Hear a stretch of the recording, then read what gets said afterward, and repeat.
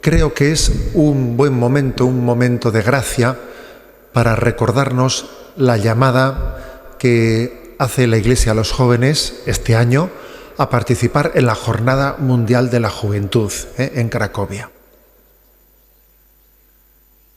Los lugares, el ser convocado a un lugar, no es una cosa ajena al Evangelio, extraña al Evangelio. De hecho, en los Evangelios, cuando Jesús resucita, los apóstoles reciben el aviso: id a Galilea, allí le veréis. Es verdad que Jesús está en todas partes, pero él quería tener un encuentro como resucitado con sus apóstoles en Galilea. Id a Galilea, allí le veréis. Y luego la ascensión de Jesús a los cielos supone el haber retornado de nuevo a Judea, a Jerusalén, y allí tiene lugar la ascensión a los cielos. Luego, el lugar al que somos convocados no es baladí. El encuentro con Jesús resucitado fue en Galilea. La ascensión, sin embargo, tuvo lugar después en Jerusalén, y todos los apóstoles fueron convocados allí para recibir el don del Espíritu Santo, y era importante que estuviesen todos en aquel lugar. La Iglesia, cuando os convoca a los jóvenes a Cracovia, en este año, en el Jubileo de la Misericordia, también lo hace porque hay un signo muy claro del que tenemos que participar en Cracovia, que es el signo de la misericordia. Somos convocados allí porque el Señor en aquel lugar lo eligió y a través de San Juan Pablo II cuidó la espiritualidad de la divina misericordia y nos reveló lo que es el mayor secreto de su corazón, la misericordia. El mayor tesoro que Dios nos da es el de la misericordia.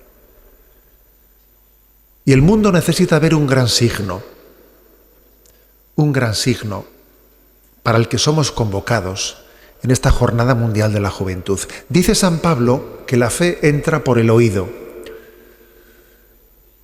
Y por eso es importante que, yendo allí, recibamos el gran mensaje de la misericordia.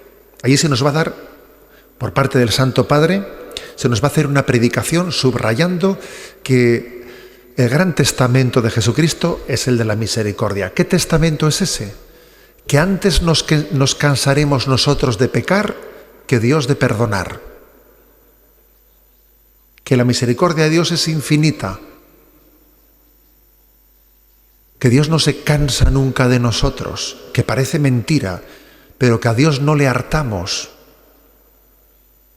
Y que a base de tener paciencia con nosotros, Él va a terminar llevando a efecto la tarea de santificación, va a terminar por vencer su misericordia y estamos llamados a la santidad. Eso es lo que vamos a escuchar. Pero no solo lo vamos a escuchar, porque si es verdad que la fe entra por el oído, también la fe entra por el ojo. Y es importante ver un signo en Cracovia y ver a 2 millones de jóvenes juntos afirmando su fe en la misericordia de Dios. Es muy importante. Es muy importante que el mundo vea ese signo, que los jóvenes creen que no es verdad la imagen que se está transmitiendo de que los jóvenes no están abiertos al mensaje del Evangelio. No es verdad. Y el mundo necesita ese signo. Y el Señor también te llama a ti para que tú formes parte de ese signo, para que el mundo crea. Pero además, la fe no solo entra por el oído, que sí, no solo por el ojo, que también necesitamos ver signos. También la fe entra por el corazón. Por el oído, por el ojo y por el corazón.